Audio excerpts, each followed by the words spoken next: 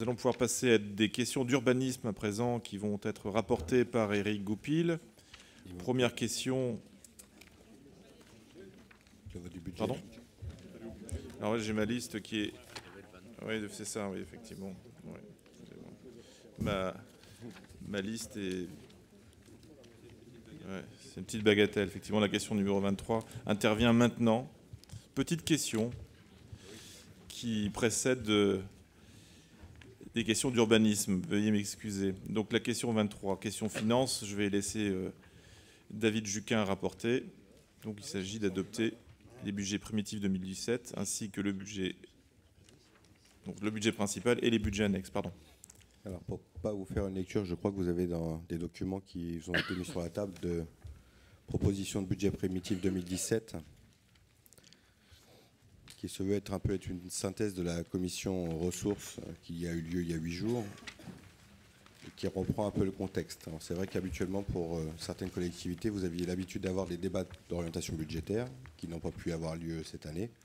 Donc ça se veut être un peu un document qui va dans ce sens. Donc on va vous en faire lecture. Néanmoins, je crois que dans vos convocations, vous aviez aussi l'ensemble des détails des postes comptables de la M14 qui vous étaient présentés. Très difficile à lire parce que quand on met en immobilisation des choses, c'est très difficile de savoir ce qu'il y a derrière tout ça. Donc c'est pour ça qu'on vous a fait ressortir un document beaucoup plus simple à lire et qui vous ressort l'ensemble des choses qui ont été inscrites dans ce budget. Donc en préambule de cette proposition budgétaire, les collectivités ayant fait l'objet d'une fusion doivent procéder au vote de leur budget primitif dans un délai de 3 mois à compter de leur date de création. Nécessité donc pour notre nouvelle collectivité de procéder au vote du budget avant le 31 mars. Cette proposition de budget s'inscrit dans un contexte particulier. Les états de vote des taux n'ont pas été reçus pour les EPCI. Les notifications relatives aux dotations ne sont pas communiquées.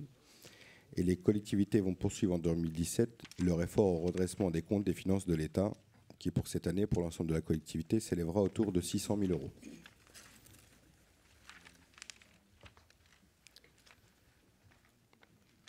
La page d'après, s'il vous plaît.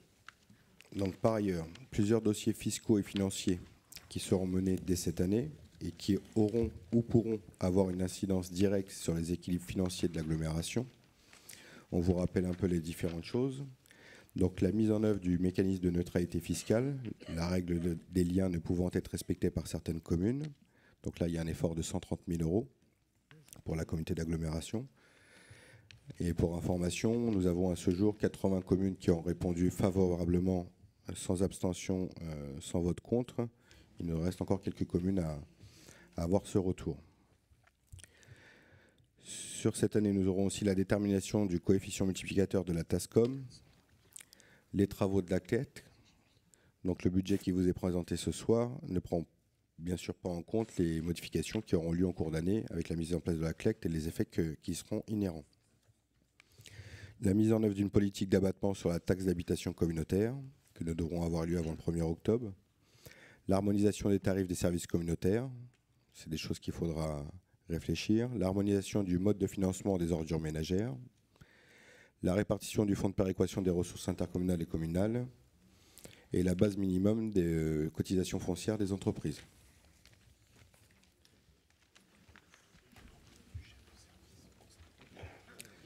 C'est pourquoi, donc, conformément à la lettre de cadrage envoyée à chacun des conseillers communautaires, le budget a été élaboré de la manière suivante.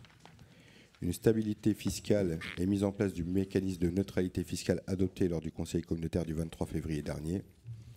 Le maintien en 2017 des crédits budgétaires au regard des comptes administratifs 2016 de nos différents services communautaires, à l'exception des dépenses nécessaires à la structuration et au bon fonctionnement de notre communauté d'agglomération, ainsi que la poursuite des projets d'investissement déjà engagés.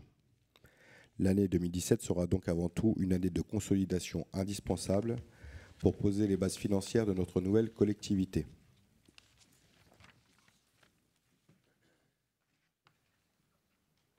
Donc vous avez la construction budgétaire effectuée à partir de la consolidation des comptes administratifs des différentes collectivités fusionnées.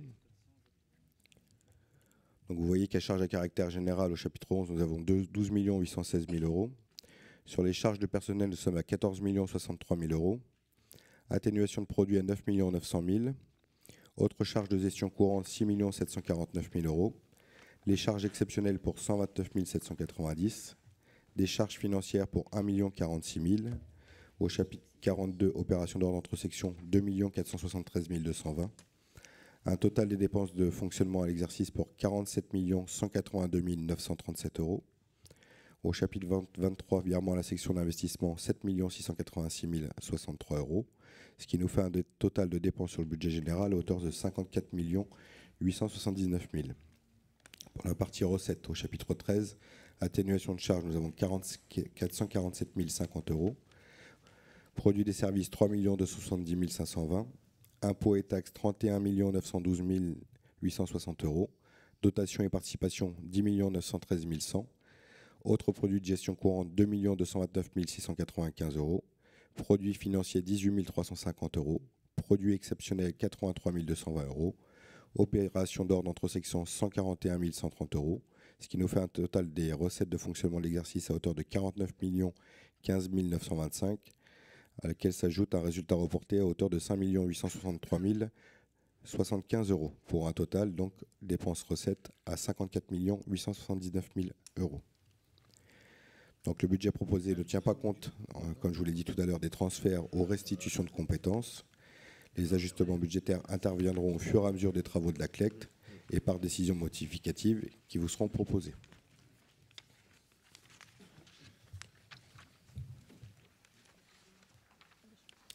Pour la partie en section d'investissement, donc les dépenses s'élèvent à 35 754 830 euros, que le remboursement du capital de la dette et caution est à hauteur de 2 800 000 euros, plus 48 500 euros de reste à réaliser, que l'avance remboursable au budget annexe est à hauteur de 3 256 779 euros, qu'il y aura aussi à prévoir un apport en compte courant sur la SEM Synergie de 100 000 euros, plus 50 000 euros de reste à réaliser. Des opérations pour compte de tiers, la sécurisation du Mont-Saint-Michel, 10 000 euros, plus les 419 040 euros de reste à réaliser, ce qui correspond à ce qui vous était présenté tout à l'heure pour la partie barrière, tout simplement. Un déficit reporté de 2 802 845 euros. Des opérations d'ordre pour 241 130 euros, soit travaux équipements, 20 114 012 euros, plus 5 912 524 euros de reste à réaliser.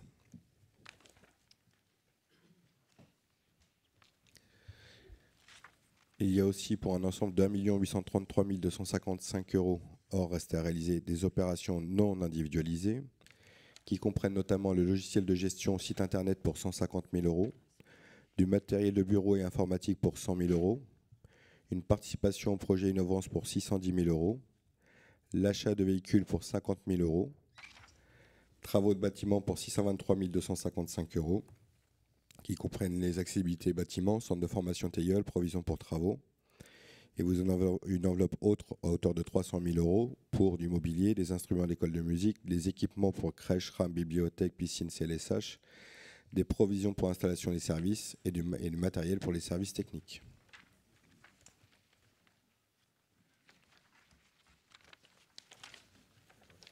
Vous avez ensuite la liste projet par projet et en fonction des thématiques. Donc des opérations d'équipement à hauteur de 23 175 581 euros. Je ne sais pas si je vais vous faire lecture de tout, au moins ce qui est peut-être engagé sur l'année 2017. Comme vous voulez, vous avez tout sous les yeux, ou alors je vous laisse prendre lecture et vous n'hésitez pas à lever la main si vous avez des questions sur cette partie-là. Peut continuer, David. Ouais.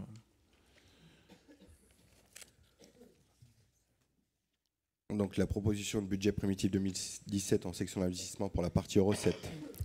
Donc la section d'investissement s'équilibre à 35 754 830 euros, dont les restes à réaliser. Vous avez 7 696 063 euros d'autofinancement qu'on a vu tout à l'heure qui est issu de la section de fonctionnement. 3 800 000 de FCTVA plus 220 800 euros de reste à réaliser. 3 193 124 euros de subventions en reste à réaliser. 12 445 423 euros d'emprunt, plus 1 157 200 de reste à réaliser, 100 000 euros d'opérations patrimoniales, 4 669 000 euros d'affectation de résultats et 2 473 220 euros d'amortissement. Je me fais juste une petite parenthèse là-dessus. Donc, au vu de ce qui est présenté et des ensembles des dossiers qui sont inscrits sur le BP, qui bien sûr nous reviendrons dessus et nous retravaillerons sur les différents dossiers, pour être à l'équilibre, il y a quand même 12 millions d'emprunts. La collectivité aujourd'hui a une dette à hauteur de 33 millions d'euros. Et vous voyez que si on réalise tous les projets-là, on alourdirait de 12 millions supplémentaires la dette de notre collectivité.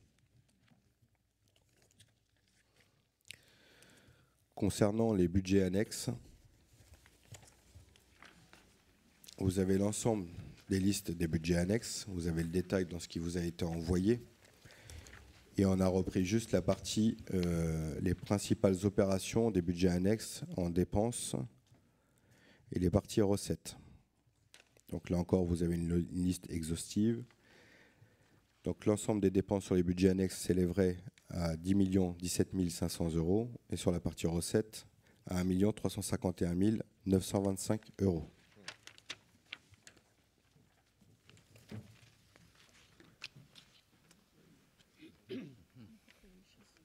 Je vous laisse prendre lecture.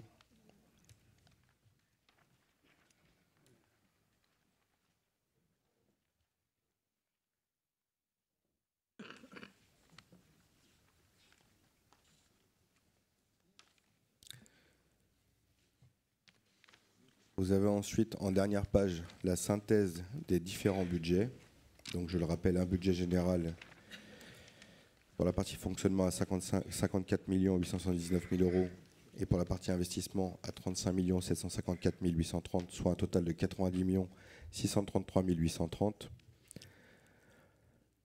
Bâtiment industriel, budget annexe 830 486 fonctionnement, 2 972 005 euros en investissement pour un total à 3 802 491 euros.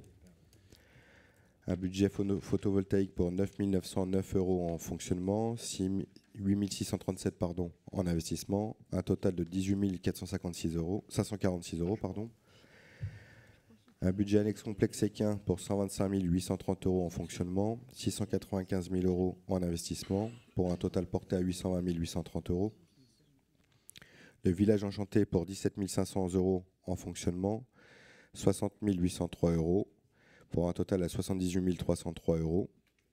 Des ateliers relais pour 1 192 600 euros en fonctionnement, 6 302 639 euros en investissement, pour un total à 7 494 739 euros. Les abattoirs pour 377 284 fonctionnement, 646 312 en investissement, pour un total à 1 023 596 euros. Un budget Alex ordures ménagères à hauteur de 1 179 000 en fonctionnement, 405 918 euros en investissement, pour un total à 1 584 918 euros. Juste pour information, sur ce budget, toutes les dépenses d'ordures ménagères ne sont pas intégrées dedans, parce qu'une partie est dans le budget général encore. Le budget annexe des zones d'activité à 6 249 323,98 euros. En investissement pour 6 951 940,76 euros, pour un total à 13 201 264 euros. Le SPANC assainissement non collectif pour 226 038 euros en fonctionnement, 14 500 en investissement, pour un total à 240 538 euros. Et un assainissement collectif à 4 380 477,33 euros en fonctionnement, et en investissement pour 9 566 389,73 euros, pour un total sur ce budget à 13 947 867,06 euros. Ce qui nous fait un total en fonctionnement des budgets, de l'ensemble des budgets à 69 468 448 euros en fonctionnement, et en investissement à 63 378 474,49 euros, soit un total général à 132 846 922,80 euros.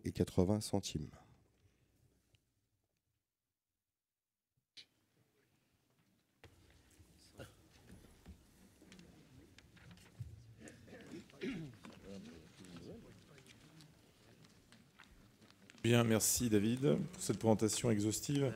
Alors, bien évidemment, on vous renvoie, pour plus de détails, à ce document que vous avez reçu, qui vous donne le détail de l'ensemble des postes qui composent notre budget primitif.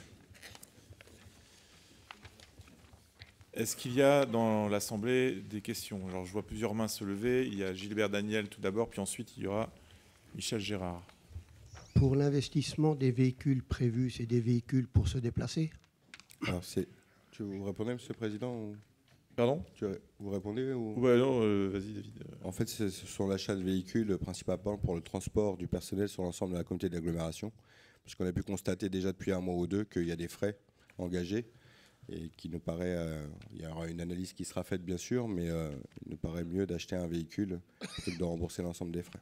Donc, je me doutais que c'était ça. Donc, est-ce que c'est prévu des véhicules électriques? Ça sera étudié. Pour l'instant, on a mis une enveloppe et... Ça serait bien, quoi. Et puis, je vois le village enchanté, il est encore de notre compétence. C'est qui le gère? Qui le fait fonctionner? Qui le gère? Comment ça se passe? Parce que... Alors justement, on a échangé avec Catherine à l'instant. Catherine a la compétence tourisme, donc là on relève clairement de cette dimension-là. Mais on n'a pas encore fait le tour de la question exactement. Alors est-ce que néanmoins on a des éléments Oui, parce qu'il a été vendu. En gros, le village enchanté, actuellement, c'est notre propriété. Alors pourquoi il est au budget? Il est au budget parce que d'abord, il y a eu des investissements au départ, quand il a été acquis. Ensuite, il a été vendu l'année dernière. Et il y a, sur les 7 ans, la récupération de tous les investissements qui ont été faits. Vous avez derrière le responsable du tourisme des Val-de-Sée qui connaît bien l'affaire. Donc aujourd'hui, c'est une affaire qui est reprise par le privé et qui n'aura rien coûté à la collectivité puisque tout est remboursé sous forme d'achat. Comment? C'est un privé, donc c'est plus de notre... Absolument. Oui, d'accord, mais il faut rembourser l'emprunt quand même. Donc on conserve un budget annexe pour pouvoir solder l'opération de cession. Mais c'est bien de poser la question, comme ça tout le monde est au clair. Mais c'est bien d'avoir posé, absolument. On a Michel Gérard qui voulait prendre la parole. Donc, sur le budget de fonctionnement, je ne ferai aucun commentaire parce que j'ai remarqué en fait qu'on a fait l'addition des chapitres des anciennes communautés pour faire la prévision 2017. Par contre, je suis un peu surpris, c'est sur l'investissement. Le total des opérations s'élève autour de 25-26 millions.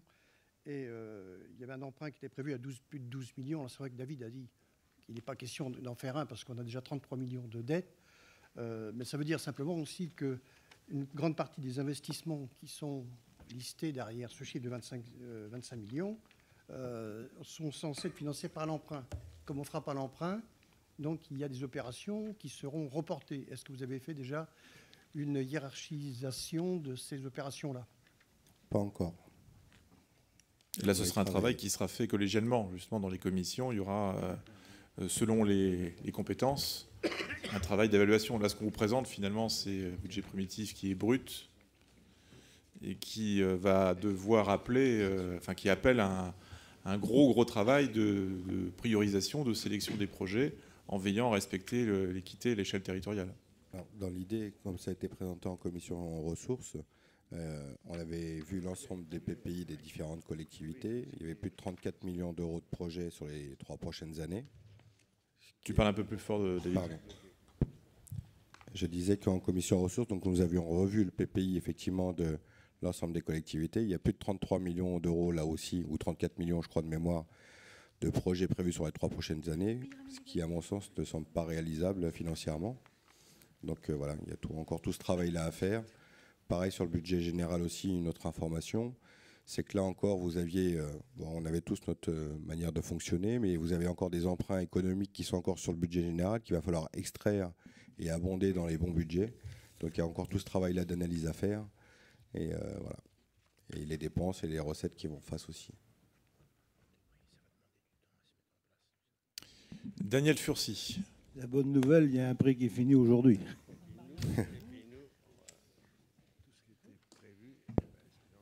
Y a-t-il d'autres interventions avant que nous mettions en voie ce budget primitif 2017? Oui. Je vois une main se lever. Je ne vois pas qui est derrière ça. C'est Jean-Luc Garnier, pardon.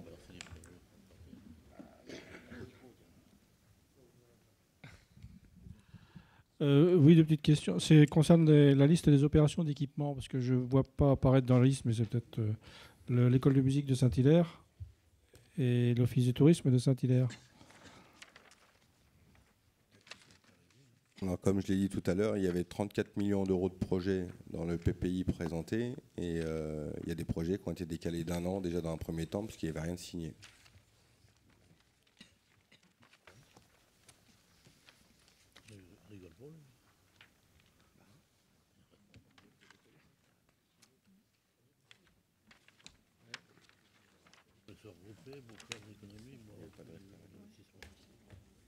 Il s'agit d'opérations qui sont en cours, en fait. Donc, l'office du tourisme, réalisation 2017, et l'école de musique, l'opération est en cours aussi. Donc, En l'occurrence, les architectes sont en train de préparer le dépôt de permis de construire. Oui. Quoi. Donc c'est vrai qu'au niveau des travaux, il n'y aura sans doute pas beaucoup de... pour l'école de musique, il n'y aura pas beaucoup d'entreprises à régler cette année. Hein, par contre, l'office de tourisme, qui est beaucoup plus limité, aura, lui, des travaux... tout a commencé à régler en fin d'année. Si je peux compléter Gilbert, donc il y avait des restes à réaliser déjà sur cette opération-là, donc elle court, il n'y a pas d'inscription nouveau au budget. Non, mais c'était tout en reste à réaliser. Hein. Il y avait des restes à réaliser sur la maîtrise d'œuvre. Donc ce n'est pas une remise en cause des projets, c'est simplement une articulation entre l'année passée où les choses ont été engagées et l'année suivante où les factures seront à payer.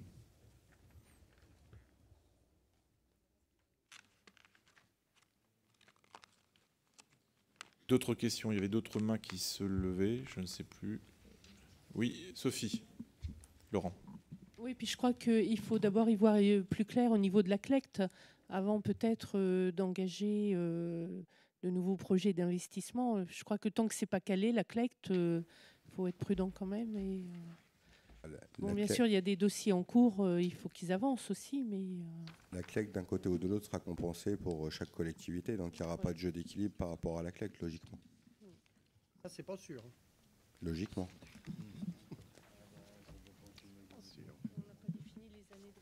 Voilà, en tout cas, ce soir, nous avons à nous prononcer sur ce budget primitif, avec, nous l'avons évoqué, tout un travail de construction qui reste à réaliser, bien évidemment.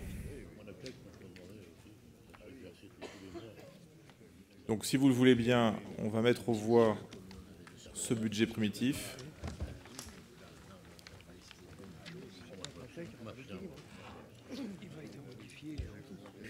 Donc, veuillez attendre quelques instants que le compte à rebours soit lancé. Vous pouvez voter.